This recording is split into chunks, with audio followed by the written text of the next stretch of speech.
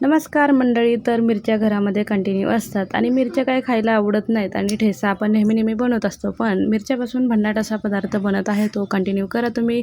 इथे घेतलेल्या मिरच्या कट करून धुवून आणि शेंगदाणे, लसूण, जिरे आणि हिरवी मिरची मिक्सरमध्ये बारीक करून घेतलेले, थोडेसे तीळ घेतलेले आहेत, कढीपत्ता घेतलेला आहे आणि बडीशेप आणि ओवा घेतलेला आहे. तर सगळ्यात पहिलं सगळं कट करून घेतलं, साहित्य एकदम सर्व एकत्र साहित्य करून घ्यायचं आणि पॅन ठेवायचं, पॅनमध्ये टाकायचं जिरे, मोहरी, हळद आणि कढीपत्ता आणि आपण मिश्रण केलेलं हिरव्या मिरचीचं लसूण टाकून ते बारीक करून व्यवस्थित मिश्रण टाकायचं. वरून थोडंसं मीठ घालायचं आणि मस्त आलटून पलटून घ्यायचं. याच्यामध्ये असली भन्नाट अशी मिरची होती की विषयच नाही. एकदा खाल तर घरामध्ये नेहमी, आमच्या घरामध्ये ही मिरची कधी संपली जात नाही.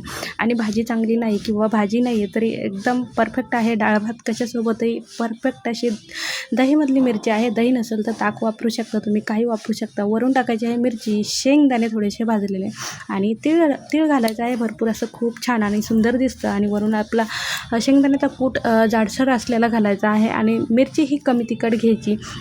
तुमच्या घरात जर कमी प्रमाण असेल तिखट खाण्याचं तर कमी तिखट घ्या. आणि खूप तिखट खाणारे झणझणीत असतील सगळे तर काळी मिरची तिखट घेतली तरी चालेल, काही फरक पडत नाही.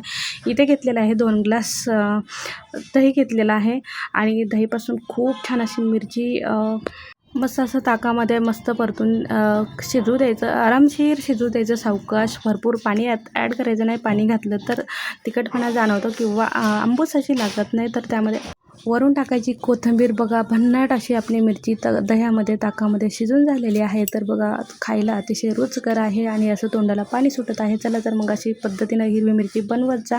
आमच्या घरात नेहमीची फेवरेट आहे ही. तर तुम्ही लाईक, शेअर, सबस्क्राईब करायला विसरू नका. चला तर मग भेटूया अशीच एका नवीन व्हिडिओमध्ये. तोपर्यंत बाय.